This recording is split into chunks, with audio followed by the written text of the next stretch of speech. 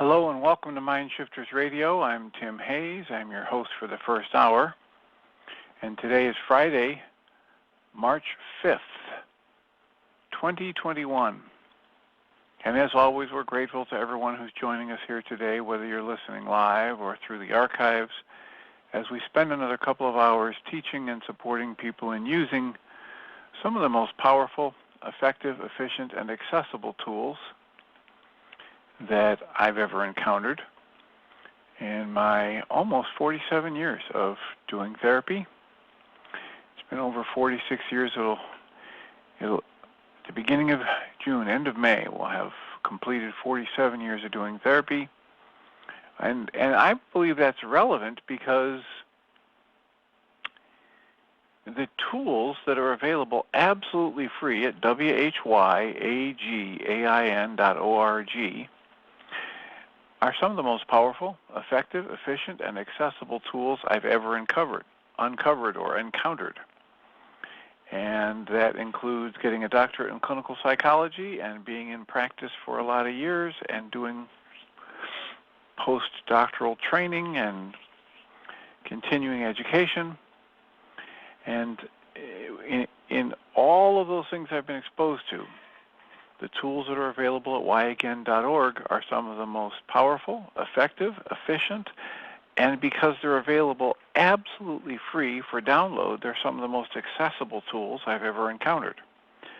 So if you go to that website, whyagain.org, and you click on the red and white bullseye or the link in the upper left-hand corner of most pages that says Start Here, it will take you to a page where you can download and listen to Chapter 24, or read, I guess it is, read Chapter 24 of Dr. Michael Ryce's book. His book is titled, Why Is This Happening to Me Again? And that chapter of that book contains a narrative description of the primary tool in this work, the core tool in this work. That tool is called the Reality Management Worksheet, sometimes called the Reality Management Wake-Up Sheet. And it's a tool I've been using to great advantage for over 16 years to improve the quality of my life, to manage my emotions, and to turn any negative emotional state that I experience into an infallible guidance system, or part of the infallible guidance system that we've all been graced with, but perhaps not educated to the existence of.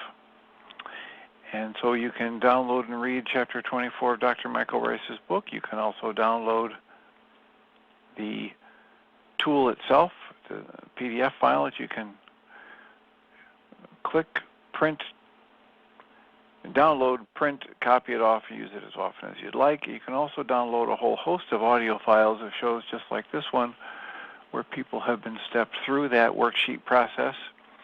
Yesterday's show, which is in the archives, is a show in which I did a worksheet online. In the show, we've got a whole host of audio files that have been curated out for the purpose of serving as a tutorial for this work and specifically this tool, the Reality Management Worksheet.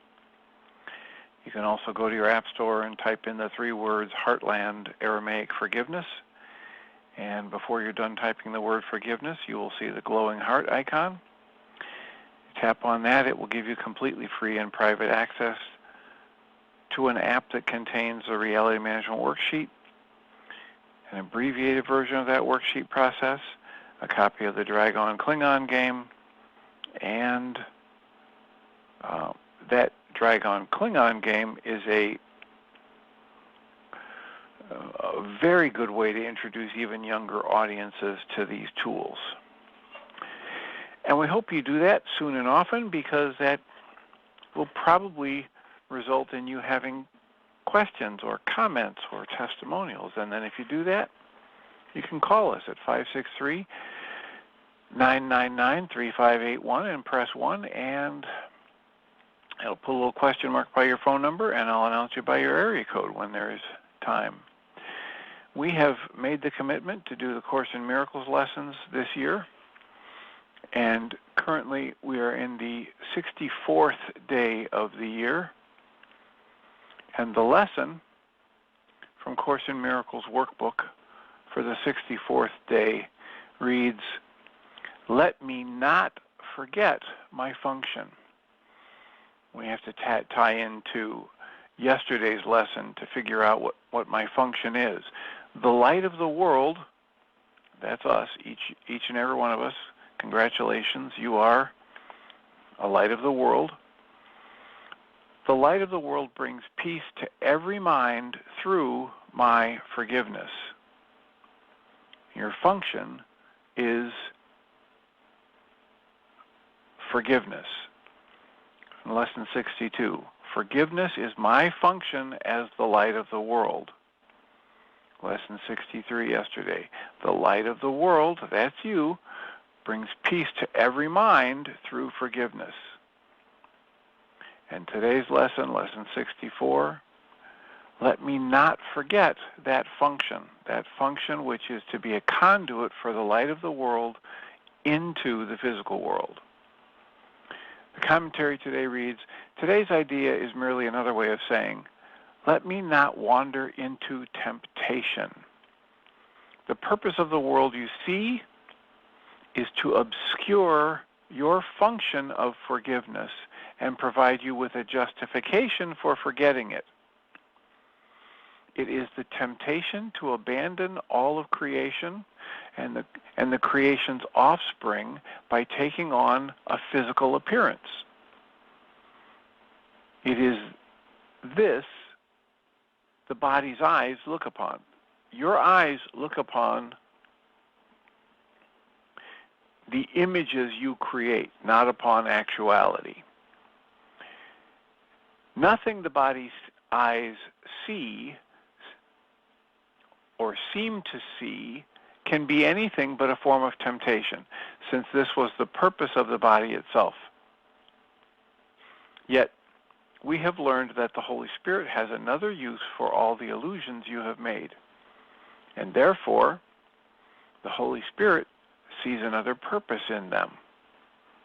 To the Holy Spirit, the world is a place where each of you can learn to forgive yourself what you think of as your sins, to dismantle the false perceptions. In this perception, the physical appearance of temptation becomes the spiritual recognition of salvation. To review our last few lessons, your function here is to be the light of the world, a function given you by the creation itself. It is only the arrogance of the ego that leads you to question this, and only the fear of the ego that induces you to regard yourself as unworthy of the task assigned to you by creation itself. The world's salvation awaits your forgiveness, because through it does the offspring of creation escape from all illusions, and thus from all temptation. The offspring of creation is you. The extension of the creative energy in form is you. Only by fulfilling the function given you by God will you ever be happy. Only by stepping into the flow of creation and performing as an extension of that creative energy in form are you ever to be happy. That is because your function is to be happy by using the means by which happiness becomes inevitable. There is no other way. Therefore, every time you choose whether or not to fulfill your function, you're really choosing whether or not to be happy. Let us remember this today. Let us remind ourselves of it in the morning and again at night and all through the day as well. Prepare yourself in advance for all the decisions you will make today by remembering that they are all really very simple. Each one will lead to happiness or unhappiness. Can such a simple decision really be difficult to make? Let not the form of the decision deceive you. Complexity of form does not imply complexity of content. It is impossible that any decision on earth can have a content different from just this one simple choice. That is the choice, the only choice the Holy Spirit sees, and therefore it is the only choice there is. Today, then, let us practice with these thoughts. Let me not forget my function. Let me not try to substitute my function for the function of creation. Let me forgive and be happy. At least once, devote 10 or 15 minutes today to reflecting on this with your eyes closed. Related thoughts will come to help you if you remember the crucial importance of your function to you and the world. In frequent applications of today's ideas throughout the day, devote several minutes to reviewing these thoughts, and then thinking about them and about nothing else. This will be difficult at first, particularly since you're not proficient in the mind of discipline that it requires. You may need to repeat, "Let me not forget my function," quite often to help you concentrate. Two forms of shorter practice periods are required. At times, do the exercises with your eyes closed, trying to concentrate on the thoughts you are using. At other times, keep your eyes open after reviewing these thoughts, and then look slowly and unselectively around you, telling yourself, "This is the world. It is my function to save. Let me not forget my function. Let me not try to substitute my function for the Creator's function, and let me forgive and be happy." Pam Grout's book, The Course in Miracles Experiment, chapter 64, is titled, "Let's Talk About Love, Baby." She quotes Michelle Longo O'Donnell as saying, "You can suffer, but only from false beliefs." Pam writes, "Forgiveness, the function I'm asked not to forget today, forgiveness means withdrawing my conviction from the notion that there is a problem that needs to be solved. Once I pluck a particular problem out of the gajillion possibilities in the quantum field, I collapse that wave. I turn it into material form. I make it real. The world we know now is made up of waves that we collapse by looking for them, and then whip the bejesus out of ourselves for creating them. My function is to be the light, and it's much easier to fulfill that function when I focus on the gajillion possibilities rather than zero in on one particular problem, one collapsed wave." This lesson tells me it's all very simple.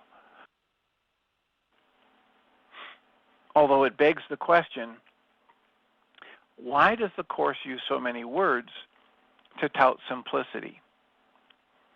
Every decision I make leads either to unhappiness or happiness. The unhappiness is a thought like, "This problem is real, I believe in it with all my heart."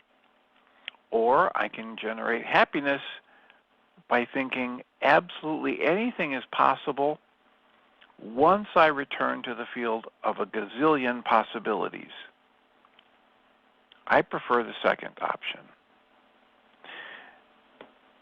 10 minutes, one time a day, 10 to 15 minutes once today, and then, as often as possible, it's preferable to do this earlier in the day, and let me not forget my function.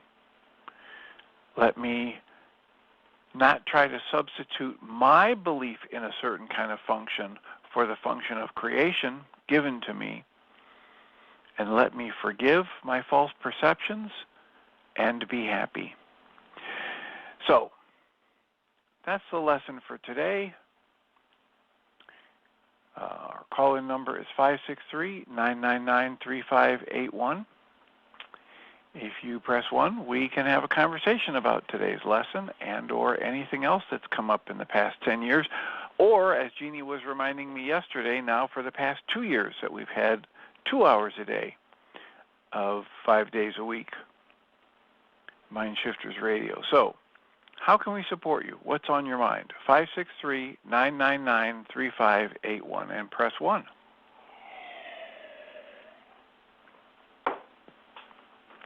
We had our support group last night, and the support group people got a sneak peek at the interview with Laura McGowan, which is not scheduled to air until March 23rd in the On Your Mind podcast lineup.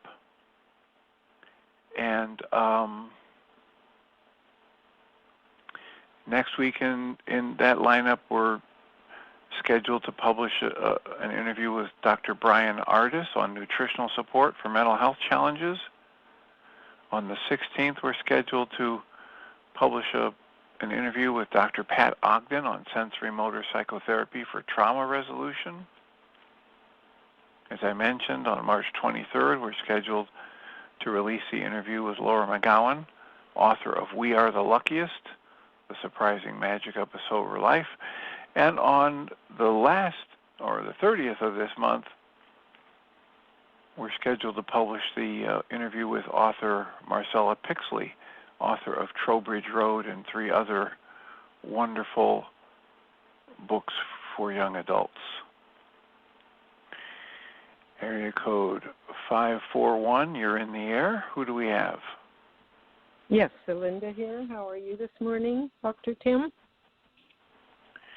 All right. I didn't have a volume where I could hear you. Could you say that again? Who do we have? Celinda Miller.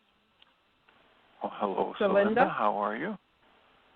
Good. I forgot to up my volume for you. How are you this fine morning? I'm doing quite well, thank you. Yes. How about yourself? We're wonderful. We just moved to our new location, and we're going to be park hosts at an RV park in Oregon, in the east side of Oregon, which is our home part, which we prefer. And so I thought I'd give you a buzz this morning and tell you how much I appreciate your rendition of the Course in Miracles as you read it. It's really, really helpful for me. Well, that's nice to hear. I'm glad. I think the nerves in anyone who tries to interpret the Course, you have to have nerves of steel to do that. So I'm trying not to interpret it so much as simply give my best understanding after having been exposed to a limited amount of the Course itself and quite a bit of Dr. Michael Ryce for the past 17 or 18 years. And just let it flow and see what happens. And I really appreciate, I believe it was Mary, who also listens to the show, who turned us on to the Pam Grout's book, The Course in Miracles Experiment. I think that adds a nice little broadening, sometimes feathering and softening of the message for people. So, thank you for that. I'm glad that you're finding it useful. Well, thank you so much. Well, I'm finding I tend to have a very expanded mind view of things. I'm always looking for the connection between this and that and the similarities between things and how they co-create with each other. And so I'm finding Michael Ryce's work and your perspective with bringing in all the different authors and people who may language differently the truth as they understand it, but have common threads that weave us all together in a beautiful tapestry. And I find that Dr. Michael's work and your work and Neil Douglas Klotz, that I think I mentioned to you before, because he takes the Lord's Prayer in Aramaic, and he has Sufi chants around it, which are body prayers, which is a really nice way of doing it. And then I just ran across a book a couple of years ago that I finally took out of my library and started reading, titled Rumi's 4 Essential Practices for an Ecstatic Body and an Awakened Soul by a Will Johnson. And I was reading it, and it has a lot of Rumi's poetry in it. And it is so Aramaic gospel. I just thought I'd share it with you. Very simple, very easy, fluid, poetic book to read with a little introduction in each section for the 4 essential practices. And I thought I'd just share that with you and the listeners. Okay, and so the book title again is Rumi's 4 Essential Practices? Yes, by Will Johnson. Okay. And you might look at that. Maybe on Amazon there might be some parts to read of it or something.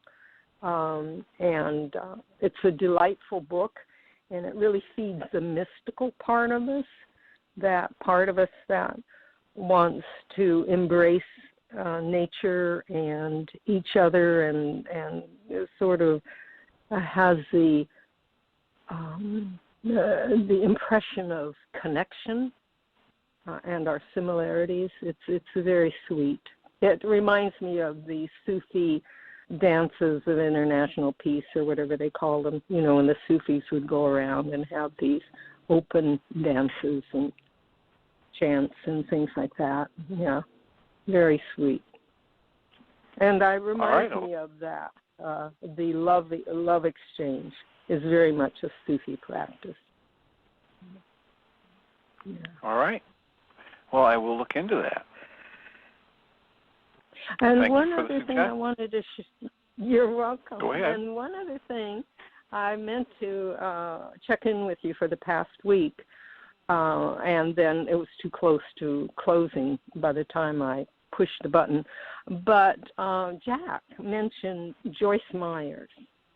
And about 20 years ago or 15 years ago, I haven't been following her recently, she's a charismatic Christian, and even though her languaging is very biblical, very orthodox biblical, her message just goes straight to the heart. And so thank you, Jack, for reminding me of Joyce Myers. And for those who language life differently than we do, or as we change our languaging and grow and transform and evolve in our expressions, she's very, very helpful. Has a very good heart energy about her. And hits the bullseye quite frequently. So I share that with you.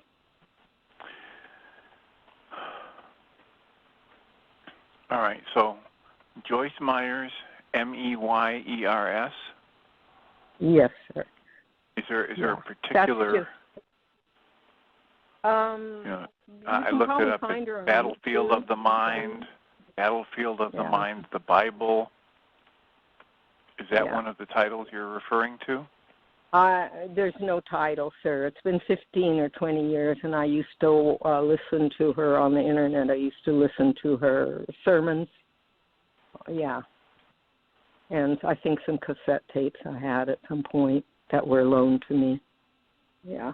But I just wanted to share with people who are more comfortable with conventional Christian languaging that she might be a really good bridge for them, for the Aramaic gospel. All right. It's sort of like you were talking about A Course in Miracles and having to translate it.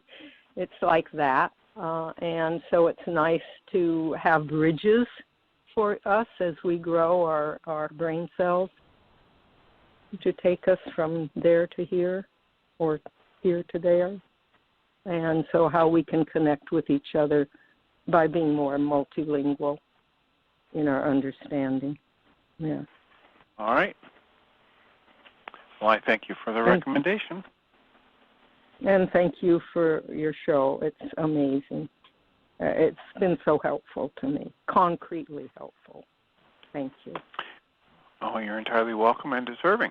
Thank you for the call. All right.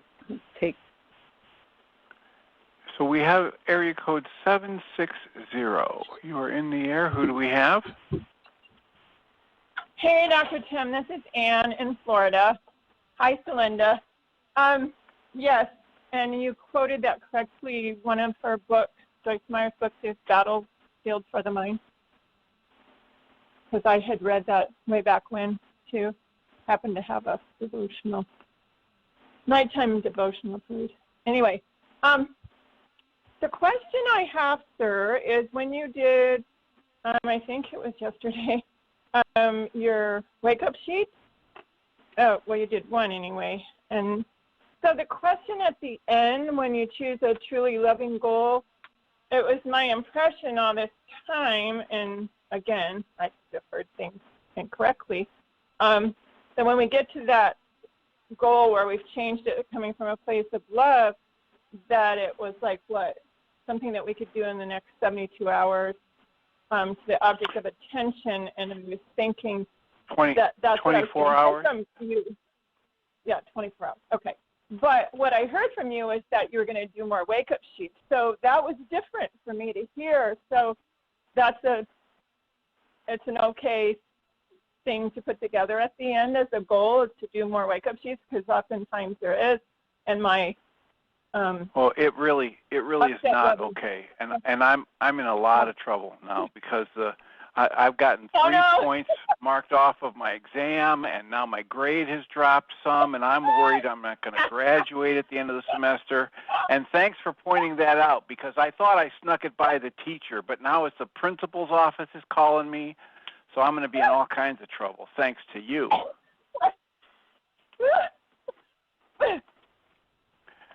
Okay, you're supposed to be laughing too. I'm cracking up. So let me explain. Well, let me explain.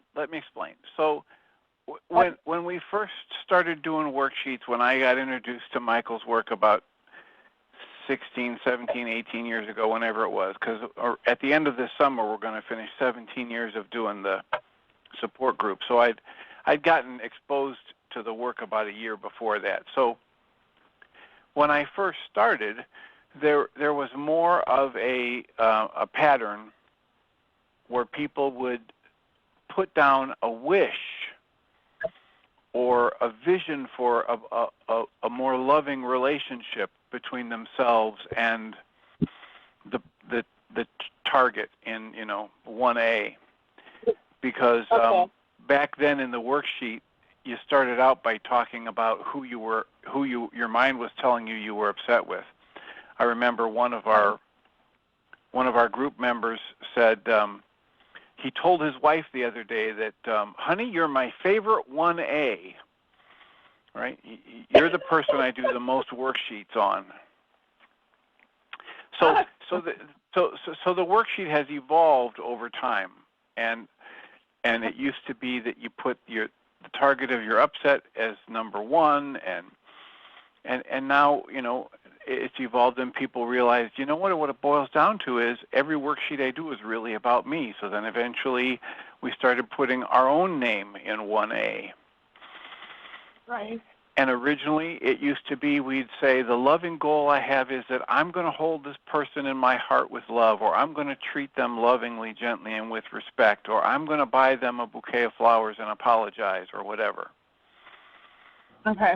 Then over time, we began to talk about, hey, we're watching all of these videos that Michael Ryce has in our support group, and one of them is Getting the Stress You Need. And in the Getting the Stress You Need workshop, he talks about the mind goal management sheet and how important it is to cancel any unachieved goals at the end of every day, and to only set the goals within a day, a waking period, that I can reasonably accomplish in that waking period. And because every time I load a goal in my mind that I don't accomplish or consciously cancel, it continues to run in my mind. And as it's running in my mind, it's taking up valuable resources. So, yes, so as we were showing that in in the support groups, and people, when you run this by enough attentive, creative minds, somebody realized that, you know what, we're starting to put goals at the end of these worksheets that we're not really going to be able to accomplish. I'm not going to be able to instantly start thinking lovingly about my dad if he was very brutally angry and abusive to me when I was a child. That's going to take a lot of work. So now I set a goal that I won't be able to accomplish, and I've just created unmanageable stress. So we said, okay, you're right, you're listening and you're paying attention. So we developed the habit of specifying a goal at the end of worksheets that we could accomplish in our next waking period. So sometimes people do say, I'm going to buy a bouquet of flowers and apologize to this person, or I'm going to write them a letter and send it. But a lot more often, people say things like, I'm going to do, an hour of targeted journaling on the MindShifter about how I'm holding so much pain or suffering in my energy system, or I'm going to do, 2, 3, 4 worksheets on the issues that just came up and got revealed to me in this process of asking to be shown. So it's just about recognizing that if I do something that is going to benefit me, it benefits everyone. If it's truly beneficial to me, I'm not talking about if I go out and hoard money or food and I think that's benefiting me, or I go out and I blast other people with anger because I'm going to set limits and I think that's benefiting me. We're talking about in the truest sense of the word, if I do something that's truly, actually good for me, by definition, it can't be bad for anybody else. It must be good for everyone since we're all connected. Right. Gotcha. And so most often when I do a worksheet at the end, I'm looking for what I need to do to continue to clean up my energy system so that my perception is closer to accurate, so that there's less and less negative emotional energy and traumatic energy in my system. So that's the explanation of why at the end of yesterday's worksheet, the loving goal that I structured was to do 2 worksheets on sadness and 1 on fear, because underneath the anger that I started my worksheet with, I was consciously aware of anger bubbling up in me since Monday. And as soon as I canceled the goal I had that was driving that false perception, I tapped into what was underneath the anger. And Dr. Ryce, probably within the past year, has decided to start talking about anger and say it's not even an emotion, it's just a drug. So what was I using the drug of anger to numb out from? I was using it to numb out from the sadness and fear I became aware of when I canceled my goal and asked to be shown. So for me, a loving goal for myself and anybody else that I'm immediately geographically located to, and of course anybody else that I'm energetically connected to, which is everyone, a loving goal is to dismantle some of that sadness and anger and sadness and fear. Right. Okay, that's really helpful because so often, I've had the goals at the end and I go, there's no way I'm going to get this done, like, even to call the person, or, if it's a person, or if it's an object, or if it's me and I'm not satisfied with what I put down there, or I never did get it accomplished.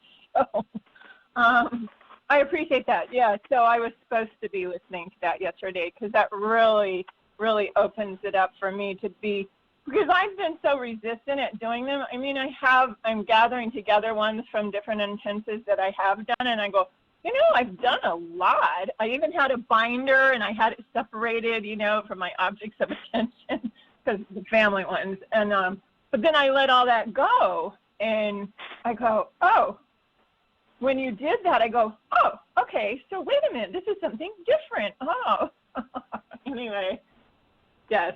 Thank you so much. I appreciate you explaining that, and it's so helpful. So is the other stuff, like Linda said. So, Anyway, I appreciate it very much. Thank you.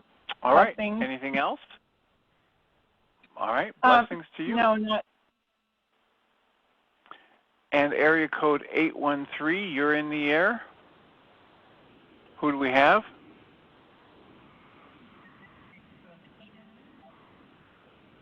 Area code 813. If you're speaking, you're muted.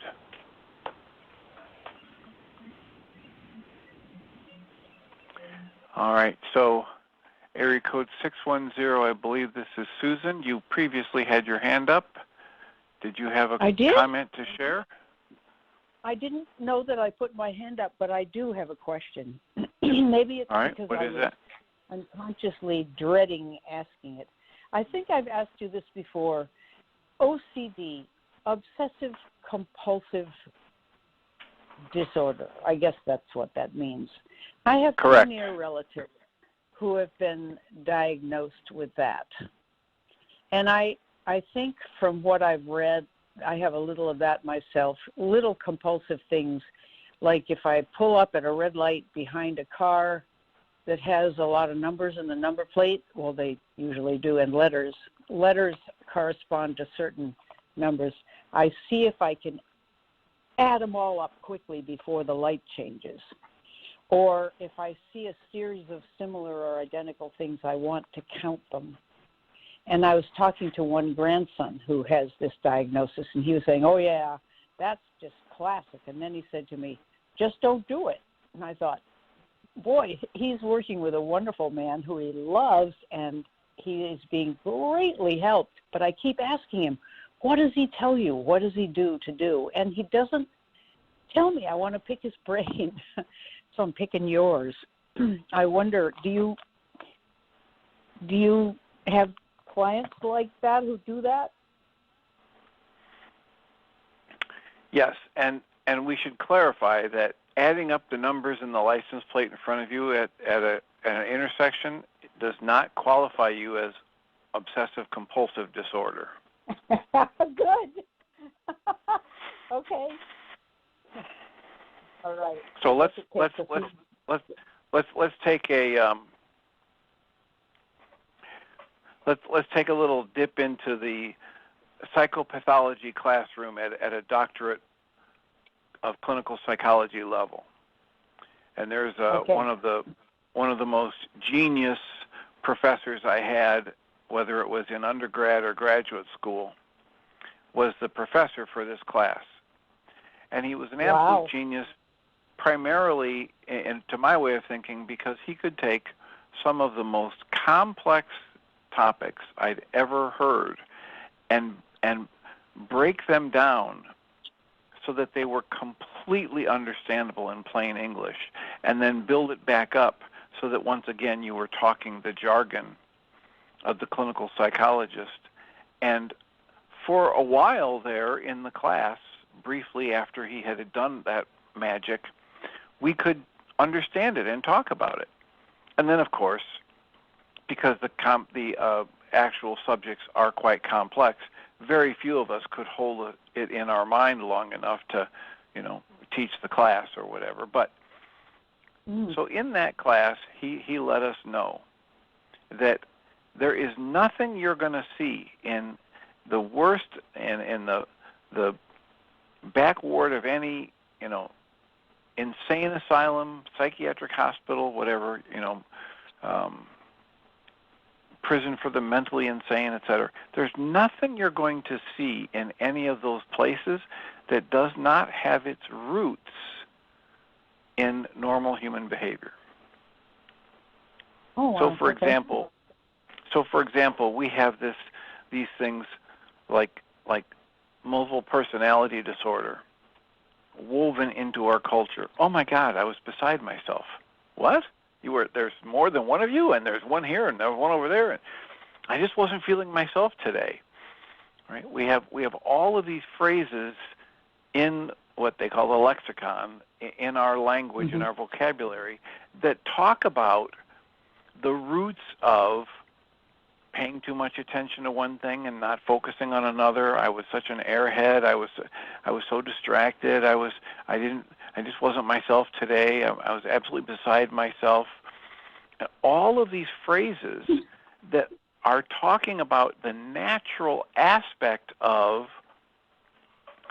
everything that you're going to find in the worst of the worst mental health facilities. What's the difference? Well, the difference has to do with the presence or absence of flexibility and or rigidity. Oh, interesting. Right? So it can be the intensity of the trait, the presence of the trait without any flexibility, or the presence of the trait with extreme rigidity. So, too much flexibility, too much rigidity, too much intensity, not enough intensity. So if you take obsessive compulsive traits, not a disorder, just a trait, you will not find anybody who's good at being a certified public accountant who does not have obsessive compulsive traits. Okay. Because they need to pay attention to detail down to the last penny. Right? They need to be able to do that hyper focus, or slightly less than hyper focus. They might call it hypo focus, more than normal, but not dysfunctional, not to the point where it's extreme. Yeah.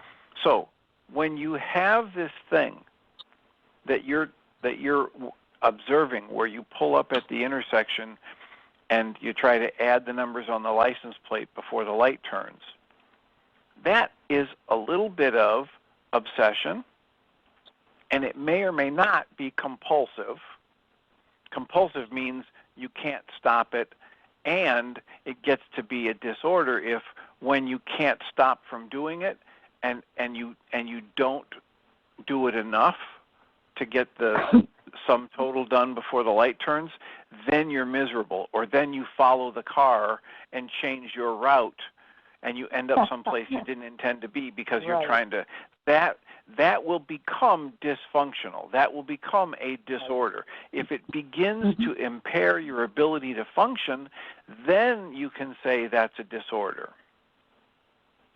But there is probably not a person living who's had toothpaste, who has seen the toothpaste laying on the counter while they're brushing their teeth, who hasn't read dozens upon dozens of times, for best results, squeeze tube from the bottom and flatten it as you go up. And they read that same thing every time they do their toothbrushing. Or they lay in bed and there's some kind of pattern on the ceiling and they're counting the squares, or they're looking for animal designs, or that is just as normal as the day is long. Pattern recognition, an active mind with pattern recognition, is an essential, normal human trait. So we don't call it dysfunctional, we don't call it obsessive compulsive until it begins to be a problem. Yeah, okay. And so if you can just witness it and enjoy it, there's nothing needed to change. If you start to be offended by it or wanting it to be different, then you can start using some of the tips or tricks that people might use to deal with that tendency if it's a little stronger than you would like, or if it's distracting, and certainly if it gets to be something that interferes with your functioning. Is that helpful? It is helpful. With my grandson, there's a teacher he had at school who himself is very awkward by all the things that I've heard about him. He's a very young, new teacher. There were a couple of incidents in class where my grandson felt picked out by this professor as being obnoxious or wrong or something, to the point where my grandson comes home from school and I'm driving him and he's saying, Mr. G looked at me today and he looked at me a little too long. Is that something I should be worried about? And it escalated from there to being extreme dread and anxiety for him to go to school at all for fear of seeing this professor. At one point, parents went to the school to speak to the headmaster about the professor and just the sorry fact that they had gotten off on a wrong foot and nobody's at fault, but how could they remedy this? And I don't remember what the solutions were, except that the professor was spoken to, and the result was he was more weird than ever, according to my grandson. For instance, my grandson was at school the other day, walking down the hall. This professor, who he no longer has, this is a teacher from last year, and he's still fixated on him. Teacher comes toward him. By my grandson's account, the teacher sees that it's my grandson, turns on his heel and goes right back where he was coming from, leaves, turns around and goes. My grandson comes home fit to be tied. He had not been able to even concentrate in school after that. He felt, oh my God, he really hates me. I'm just anxiety. And he's been so much better, and yet this happened very recently, a few days ago. He's working with somebody, a psychologist who works with a lot of people with this, I guess, with very good results, but he has these relapses, and this one was scary to me. I know I need to do a worksheet on being scared on his behalf.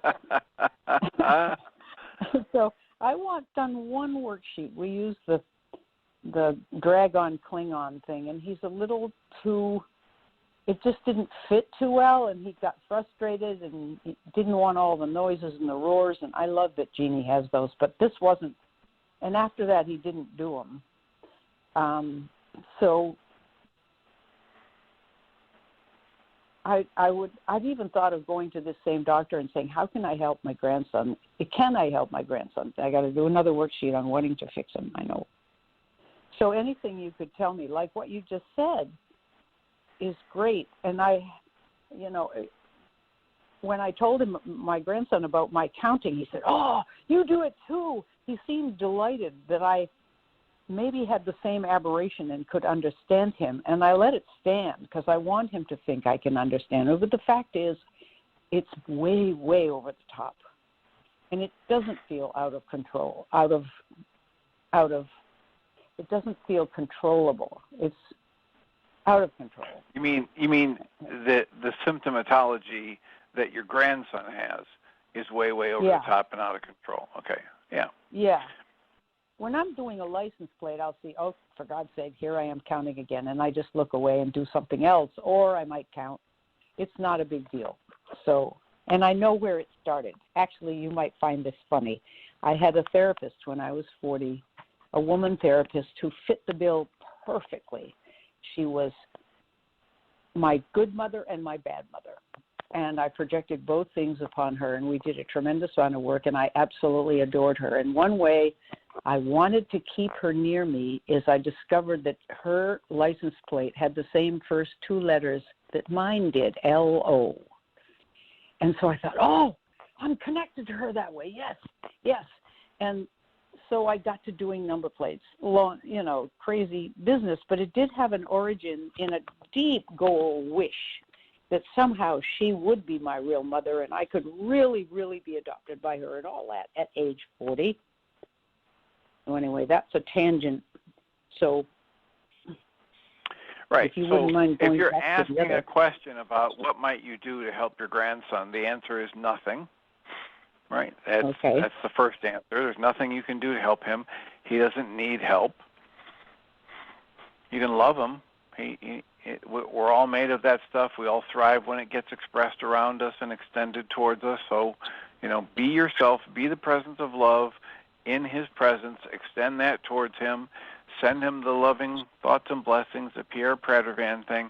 make sure that what the energy that you're throwing into your life space between you and him is as positive as possible. And one really good way to do that is with the Pierre Pradervan Gentle Art of Blessing, and you can listen to the interview that we did with him. It's back on, it's almost 2 years ago now. And the easiest way to find that is it's MindShiftersAcademy.org. On the audio library page is the easiest way to find that. Just scroll down and you'll see the interview with Pierre Pradervan. And then make sure that you're actively practicing that, and so that you're seeing his very bright mind, his very active mind, and you're seeing, with the way he focuses on things and picks up certain details, he could be an accountant, he could be a good lawyer, he could be a mechanical engineer, he could be an architect, and just hold all of those lovely thoughts about him growing into learning to use the way his mind works productively as a strength, and minimize the ways in which it may be a burden or a weakness. And then for yourself, just acknowledge the similarities and see how you use that to your advantage. And then if you're talking to him, you can normalize an aspect of what he's experiencing without having to lie to him and say, oh yeah, I do the same thing. Right?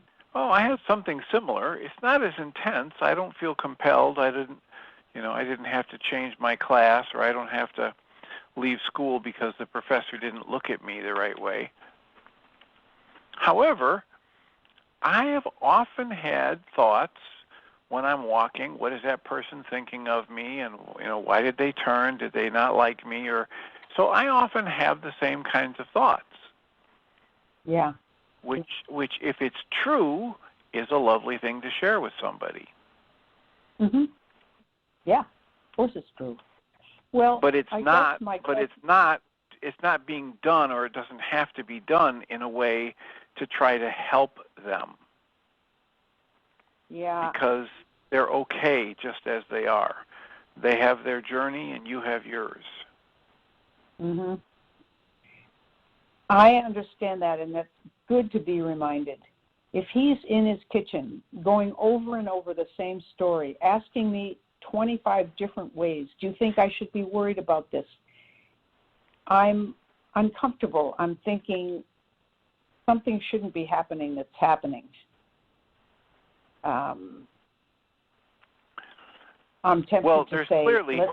So let me just, before we run out of time, let me say, we've talked about this before, and I want to remind you of Dr. Julia Britz and the interview we did with her for the On Your Mind podcast for Journey's Dream. Yeah. And she works down at the Alternative to Med Center.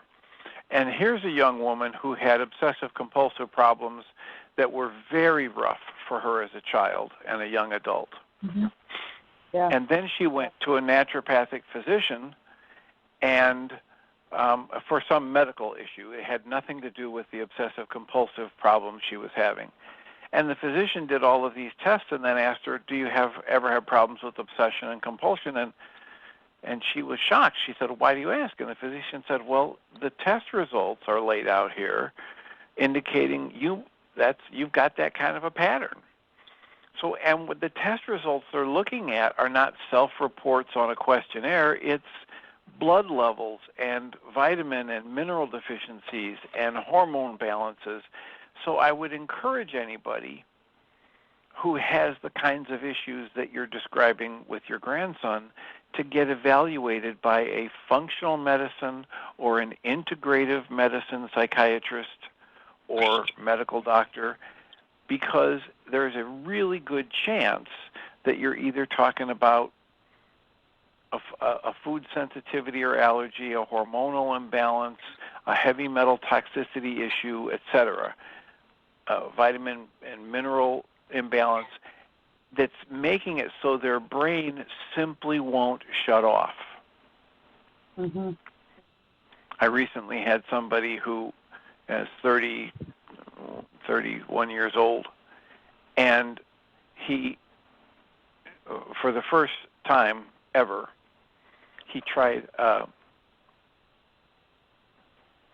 medication, and within a couple of weeks of increasing the dose, this is a standard antidepressant, anti-anxiety agent, but within the first month and a half after the first increase of dosage, he was driving and he just started to cry, and he thought, now why am I crying? And he thought, well, I guess I'm feeling relieved. And why am I feeling relieved? Well, because I think this is the first time I can ever remember that I don't have this abusive inner mental dialogue going. His mental dialogue, his internal dialogue, the way Michael Singer talks about it in The Untethered Soul, is, the nasty roommate in my head, right, had finally, for the first time in his memory, shut down enough that he had some inner peace. So there are aspects of this that go to brain chemistry and hormonal balance and, gut functioning. Yeah. And they've known it for a lot of years that, and of course this young person I'm talking to, I'm encouraging him or her to not stop with, oh good, I've got a medication, now I don't have to do anything. Because those medications long term are not a good idea, and they're not fixing the problem. They're just mitigating the symptoms. And so there's been no, gut level resolution or cause level resolution to why the mind would be in such a furious, nonstop, negative chatter. Yeah. Yeah, I remember now that we did talk about that, and I did look up that woman's name. I've forgotten it already. But I had looked it up. Julia Britt. B-R-I-T-Z? I believe so, yes. I'll look her up again. Okay, it's good to be reminded that I don't have to do anything. When I'm in the kitchen and he's actually raving and going on, I feel as if he needs some help, and I don't know what to do. Besides loving him, which I just automatically do, but I can focus on it more. Yeah. Yeah, and taking a proactive step to help him get evaluated by somebody who does functional medicine, a functional medicine psychiatrist. They're out there. We've interviewed Dr. Leela Masumi, and she's a functional medicine psychiatrist. We've interviewed Dr. Donald Radin. He's a functional medicine psychiatrist. There's Julia Britt. They're